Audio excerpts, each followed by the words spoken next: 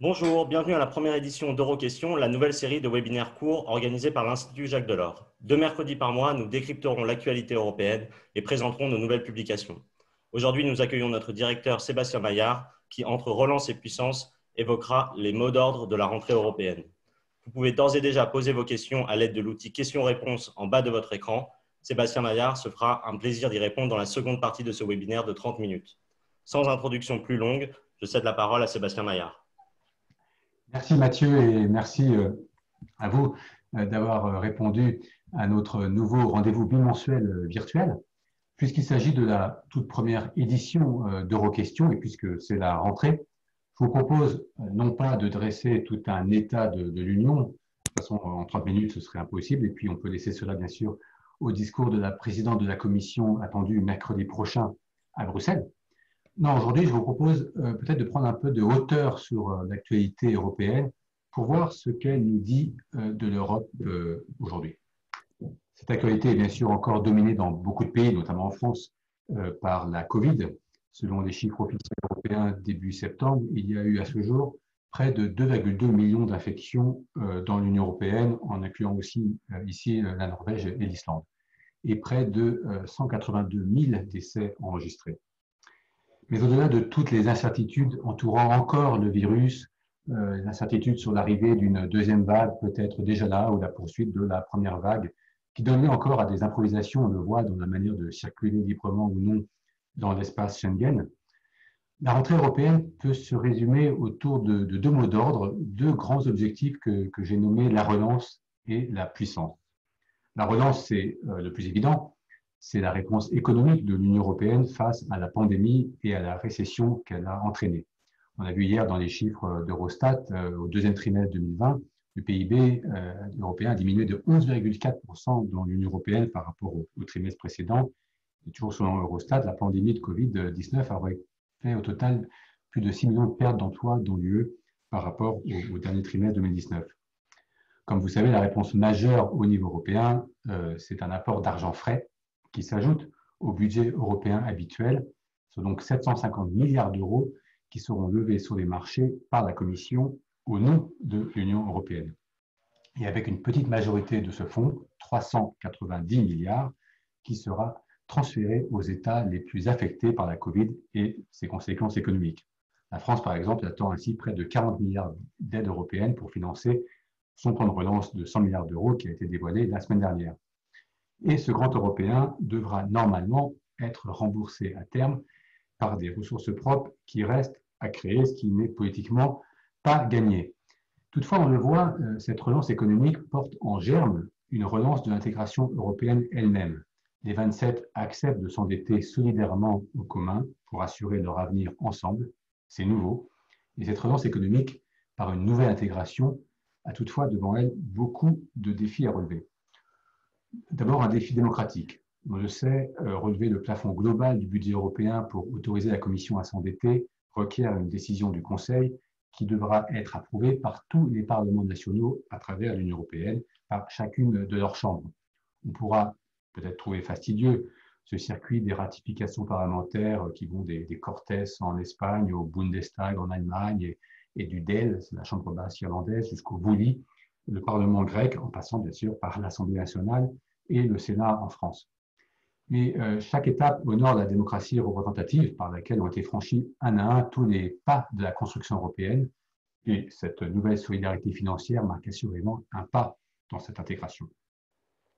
Ces ratifications parlementaires rappellent aussi qu'en Europe, après un accord des chefs d'État et de gouvernement, eh bien, quand même que cet accord est qualifié d'historique, l'intendance ne suit pas d'emblée.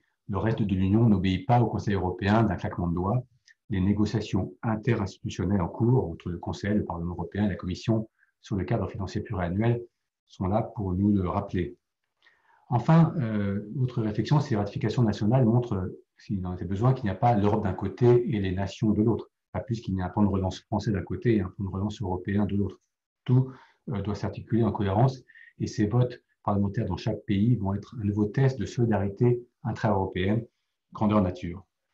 Mais c'est quand même un parcours de combattants démocratiques sur lequel on ne voit pas à ce stade se dresser d'obstacles majeurs, encore que rien n'est acquis. Des surprises seront possibles et c'est donc un vrai défi de cette relance beaucoup de défis. Je pense par exemple à la menace du Parlement hongrois si des conditionnalités strictes au respect de l'état de droit se matérialisaient. Le deuxième défi de la relance, on peut le qualifier non plus de seulement démocratique, mais aussi de bureaucratique. Derrière les 750 milliards d'euros à dépenser, il y a des projets à trouver, des dossiers à monter, des procédures à instruire, des autorisations à obtenir, des analyses à conduire, des conditions à remplir, puis enfin des décaissements à obtenir, des engagements à tenir, puis des contrôles et vérifications à subir. C'est normal, l'Europe n'est pas là pour signer des chèques en blanc de dizaines de milliards d'euros à tel ou tel pays qui pourrait l'utiliser à fond perdu au risque ou risquer de gaspiller ou de détourner. Le fait même de lever 750 milliards d'euros sur les marchés financiers, c'est un métier relativement nouveau pour la Commission. Le danger derrière tout cela est que la relance s'ensable dans les procédures, se perde dans des circuits bureaucratiques embouteillés. Il y a donc là un vrai défi qui est lancé non seulement aux institutions européennes, mais à tous les ministères nationaux, aux collectivités locales, à toutes les parties prenantes de la relance, pour que celle-ci soit un exercice de bonne gestion. Et ce n'est pas qu'un défi pour la technocratie, mais pour tous les bénéficiaires de cette aide européenne, afin qu'ils honorent l'aide qui leur est donnée. Et que pour aussi que cette aide soit visible. Et c'est là le troisième défi de cette relance, parmi tant d'autres encore qu'on pourrait énumérer, c'est le défi politique, que la relance soit concrète, parlante, sonnante et trébuchante. Parce qu'en fait, pour un jeune chômeur espagnol, la question n'est peut-être pas de savoir si l'Europe connaît ou non son moment hamiltonien, mais bien de savoir si l'Europe est en train de l'aider à sortir de la situation dans laquelle l'a mis la Covid. Si elle est en train d'aider l'économie de son pays à être plus verte, plus innovante et plus juste socialement. Il y a là un immense défi d'incarnation politique, de traduction concrète, de visibilité immédiate de la relance qui doit s'accompagner d'un récit à la hauteur des efforts déployés. C'est un défi d'ailleurs aussi pour le temps, car l'aide européenne, on le sait, est attendue pour dès aujourd'hui et pas pour après-demain. Donc on le voit, cette relance économique peut devenir un moment fort d'action collective européenne qui va mobiliser de toute façon beaucoup d'énergie politique, administrative, entrepreneuriale, à tous les échelons. Elle va marquer non seulement cette rentrée, mais la mise en œuvre de tous les plans de relance nationaux dans le cadre européen va marquer les prochaines années pour toute l'Europe, zone euro ou non. Et au risque peut-être de faire oublier l'autre mot d'ordre de cette rentrée, qui est la puissance. Parce qu'une Europe toute mobilisée à la réussite de la relance, qu'elle s'est elle-même donnée pour but, une Europe toute à ses problèmes intérieurs de divergence économique à prévenir, de clivage nord-sud à surmonter, comme on l'a vu pendant le mémorable sommet de juillet dernier, c'est une Europe qui pourrait presque en oublier le reste du monde, perdre de vue qu'elle est aujourd'hui cernée de crise. Ce n'est pas un fait complètement nouveau, mais en cette rentrée, le voisinage immédiat de l'Union européenne traverse des périodes troublées, indépendamment d'ailleurs de la Covid. Que l'on se tourne vers la Russie et l'affaire de l'empoisonnement d'Alexei Navalny, qu'on se tourne vers la Biélorussie et ses élections faussées qui sont tenues il y a tout juste un mois, vers l'Ukraine et la région du Donbass, vers la Méditerranée orientale et les tensions entre la Grèce, Chypre et la Turquie, vers le Liban qui est sous le choc de la catastrophe qu'on connaît du 4 août dernier, vers la Libye et ses divisions, vers le Sahel. Le voisinage européen est particulièrement instable et mouvant, et l'Europe ne saurait lui tourner le dos, comme d'ailleurs le font en partie aujourd'hui les États-Unis. Il y a aussi la question, par ailleurs, de la nouvelle relation commerciale à établir avec le Royaume-Uni à la suite du Brexit, et le risque dorénavant réel d'un no deal, en tout cas que n'écarte pas du tout Londres. Plus largement, cette rentrée est aussi marquée par la campagne présidentielle américaine en vue de l'élection du 3 novembre, qui ne peut qu'aiguiser la rivalité sino-américaine déjà ravivée par la pandémie et qui fait régner une ambiance de ce qu'on appelle déjà une nouvelle guerre froide. C'est donc sans doute parce que le climat, on le voit, est globalement pesant, que les menaces de déraillement, d'enlisement ou de conflit sont latentes. Sans doute parce que, comme on dit, la géopolitique est de retour, que le mot de puissance arrive à se frayer un chemin en Europe. Parler d'Europe puissante est encore relativement nouveau à propos d'intégration européenne, mais n'apparaît désormais plus tabou.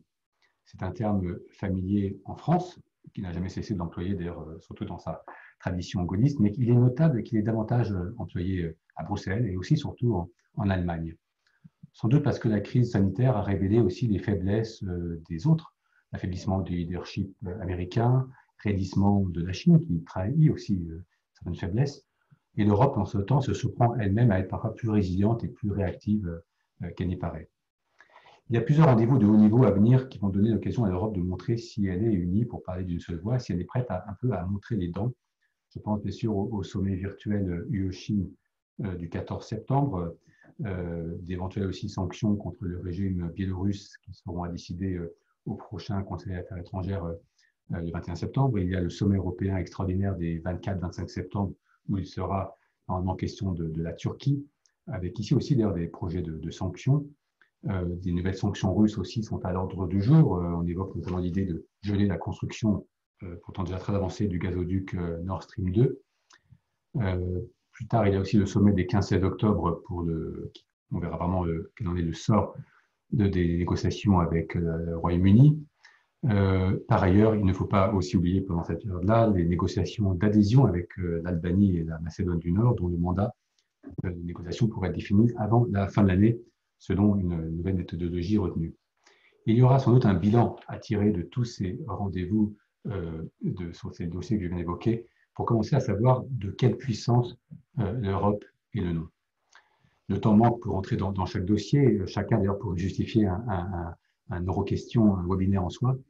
Mais pour conclure, je voudrais montrer en quoi relance et puissance ne sont pas deux mots d'ordre complètement séparés, avec chacun son agenda propre, comme on dit, en parallèle, mais en fait qui sont deux objectifs liés.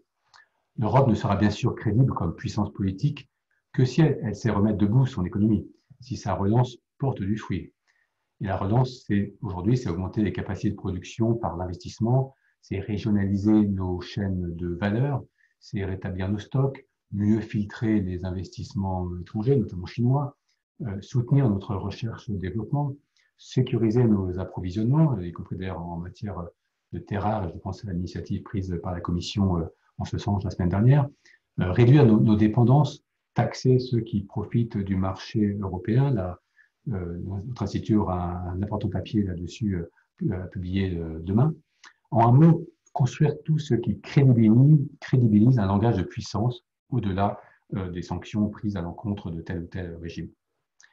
Enfin, il y a un enjeu sous-jacent en fait, à ces objectifs liés de relance et de puissance, c'est l'appartenance. Parce que le sentiment d'appartenance à une communauté de destin. Et c'est un vrai enjeu dans un pays d'ailleurs comme la France, qui n'est pas des plus europhiles. Je peux vous renvoyer au rapport que notre institut a publié avec Kantar et le CEVIPOF au mois de mai dernier avec Thierry Chopin sur la défiance des Français envers l'Europe.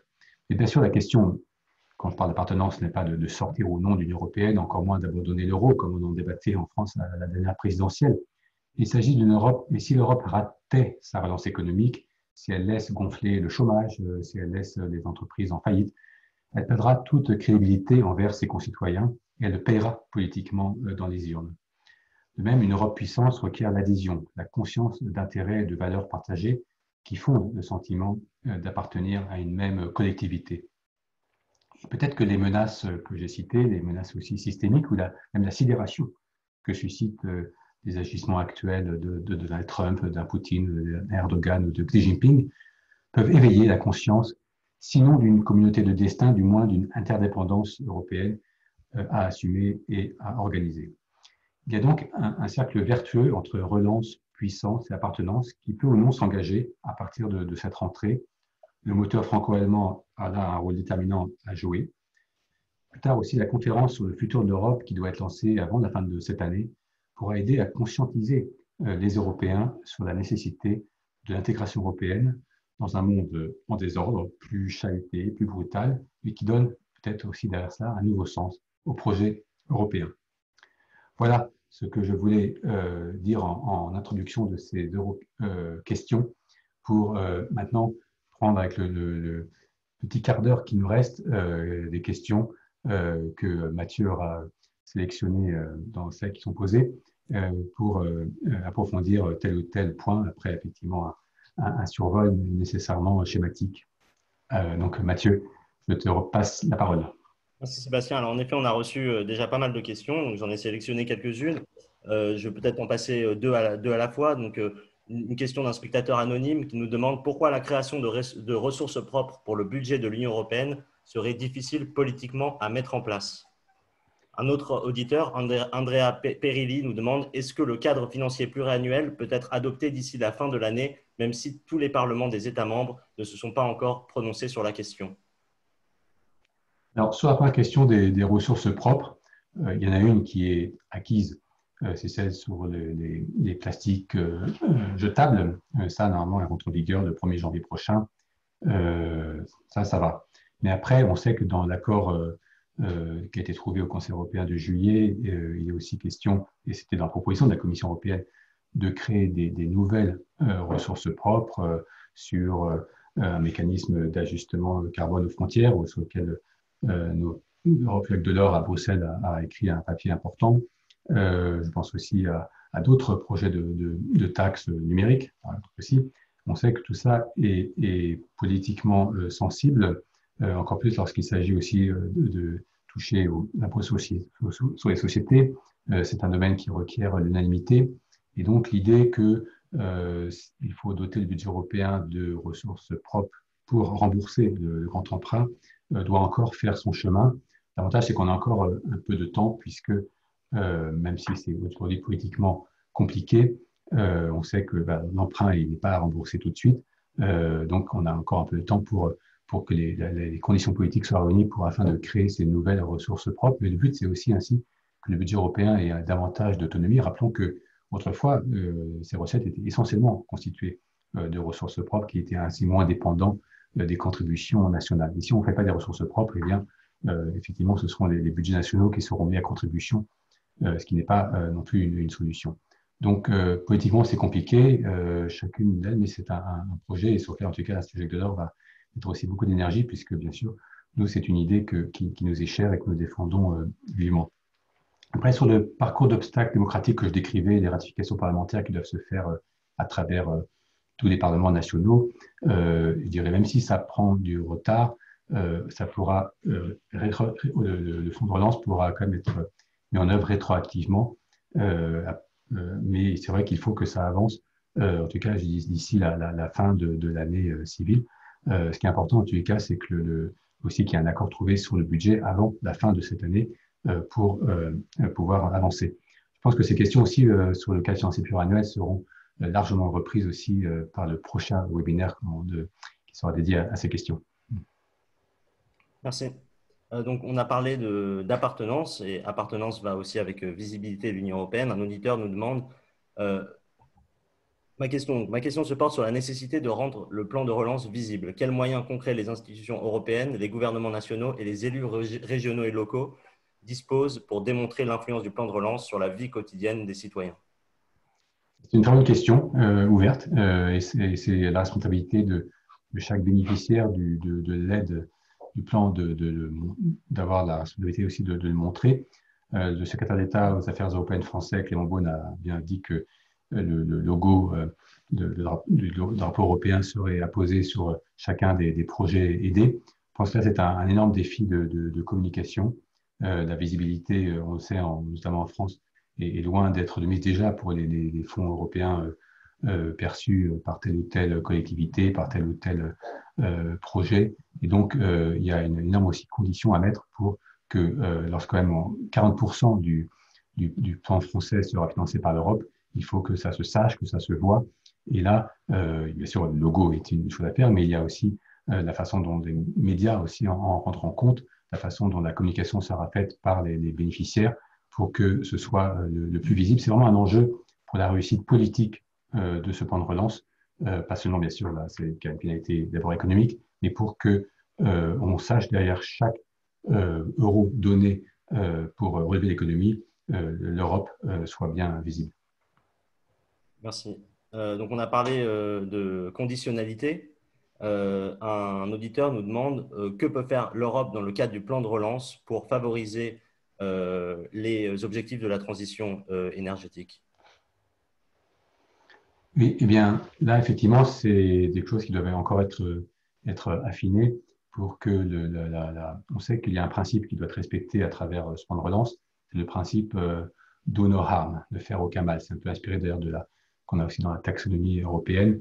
Après, tout est une question de la façon dont on apprécie ou non le respect de ce principe. Mais c'est ça, je dirais, le principe clé qui devra être respecté dans tout projet soumis dans le cadre du financement européen.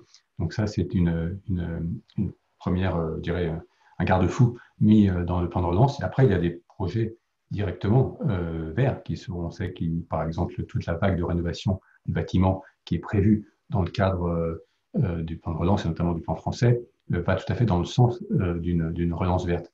Ce qui est important, c'est que au-delà du caractère écologique de la transition que ce plan va pouvoir accélérer, il y a aussi une dimension sociale importante puisque ça veut dire aussi des reconversions, ça veut dire de la formation. On n'a pas forcément toutes les compétences nécessaires rapidement pour mettre tout ça en œuvre. Et donc, il y a un énorme aussi défi social derrière ce verdissement et l'accélération de la transition écologique. Et là, je vous renvoie aussi à un prochain rendez-vous que nous ferons le 22 septembre sur comment mener une transition verte et juste dans le cadre de ce plan de relance. Merci. La prochaine question, c'est un sujet qui touche à la dimension puissance. On en a peut-être un peu moins parlé. L'Europe est cernée par ses voisins par des défis importants. Est-ce que le Brexit n'est plus une priorité pour les 27? Très bien. Est-ce qu'il y a d'autres questions sur le Brexit aussi ou... Non. D'accord. Effectivement, déjà la Covid avait mis le Brexit un peu en second plan dans l'actualité européenne, encore plus aujourd'hui aussi avec d'autres sujets, autant y compris d'ailleurs en Grande-Bretagne aussi où la gestion de la Covid affaiblit beaucoup le gouvernement de Boris Johnson. Mais ça n'empêche pas que les négociations actuelles qui ont lieu, d'ailleurs au moment où nous parlons à Londres, semblent au point mort. La question du no deal est ouvertement posée. Les entreprises, notamment en France, doivent aussi s'y préparer. C'est une vraie option sur la table. En tout cas, c'est une question ouverte. Personne n'est en mesure de dire si aujourd'hui Boris Johnson utilise cette menace tactiquement pour faire céder les Européens ou si vraiment il est prêt à assumer un no deal. Mais cette hypothèse est loin d'être à écarter. Et c'est vraiment une question préoccupante. Mais c'est avant tout quand même faut voir quel est l'intérêt de la Grande-Bretagne dans cette affaire. On se rappelle qu'elle fait quand même la majorité de ces exportations sont avec le marché européen. Donc, elle a quand même plus à perdre au no deal que les Européens globalement, pris globalement. Mais pour des pays qui sont en première loge comme la France, les Pays-Bas et autres, c'est vraiment la Belgique, l'Irlande, c'est une question de premier ordre. On voit qu'il manque beaucoup de pragmatisme dans cette négociation, du côté notamment des conservateurs, des Tories, qui sont devenus assez raides et assez très idéologiquement marqués pour que le Brexit soit très pleinement appliqué. C'est quand même préoccupant de voir que même sur un sujet comme la pêche, qui représente seulement 0,1% du PIB britannique, eh bien, il n'y a pas d'accord possible et que effectivement les positions sont très raides. Donc c'est un sujet préoccupant. Si on ne trouve pas d'accord d'ici le 15 octobre, il n'y aura pas de temps après de ratifier et d'être en mesure qu'après le 1er janvier prochain, eh bien, effectivement, la nouvelle relation soit avec la Grande-Bretagne soit mise en œuvre. Donc là-dessus, il faut se préparer peut-être au pire et pourtant en même temps bien ménager et préparer l'avenir puisque au Royaume-Uni, je parlais justement de puissance, dans une Europe puissance, on ne peut pas se passer de l'aide et du soutien du Royaume-Uni en matière de défense. C'est un grand acteur mondial qui a une pensée géopolitique importante et l'Europe de toute façon devra coopérer avec ce grand pays. Donc il faut ménager de part et d'autre parce que s'il y a un no deal, bien sûr, la Grande-Bretagne cherchera des responsables, elle pointera des boucs émissaires, elle pointera la France. Et il faut aussi préserver l'avenir dans ces négociations, malheureusement aujourd'hui très bloquées. Merci. À moins d'avoir d'autres questions, on va conclure ici, je pense. Donc, nous vous remercions d'avoir assisté à ce webinaire. L'enregistrement sera disponible sur YouTube et sur le site de l'Institut Jacques Delors. Et le prochain Euroquestion aura lieu le mercredi 23 septembre à 14h30. Nous accueillerons nos chercheurs Eulalia Rubio et Andreas Eisel qui discuteront des négociations du plan de relance et du cadre financier pluriannuel. Les informations d'inscription seront disponibles sur nos réseaux sociaux et via nos campagnes mail auxquelles vous pouvez vous inscrire dans l'onglet « Restez informés » de notre site internet. Merci beaucoup. Merci à vous.